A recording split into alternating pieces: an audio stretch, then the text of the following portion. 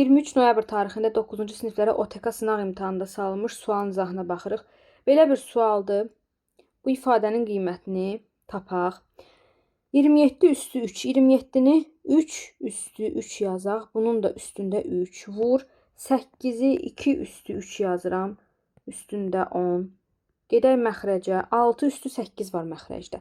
6-nın yerinə 2 vur 3-ün üstü 8 yazıram. Vur. 16 üstü 5 var. 16 2 üstü 4'dür. 2 üstü 4'ün üstü 5 yazaq. İndi gəlin qüvvəti qüvvətə yüksəldək. 3 üstü 3'ün üstü 3, 3 üstü 9 edər. 3'ü 3'ə vurmalıyam. Vurulsun. 2'ni üstü demək 3 üstü 10. 3'ü 10'a vururam. 2 üstü 30 edər.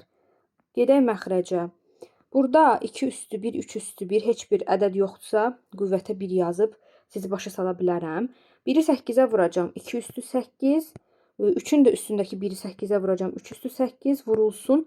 2 üstü 4'ü 5'ə vururam. 2 üstü 20 edər. İndi gəlin bunu sadələşdirək. 3 üstü 9, 3 üstü 8. Böləndə üstlər çıxılır. 3 üstü 1 qalır. Vur 2 üstü 30. Məxrəcdə də nə qaldı? 2 üstü 28. 8 ilə 20 toplanıldı.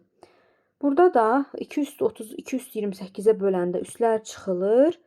Qalır 2 üstü 2. 2 üstü 2 4 edər. 3 üstü 1 3 edər. 3 dəfə də 4.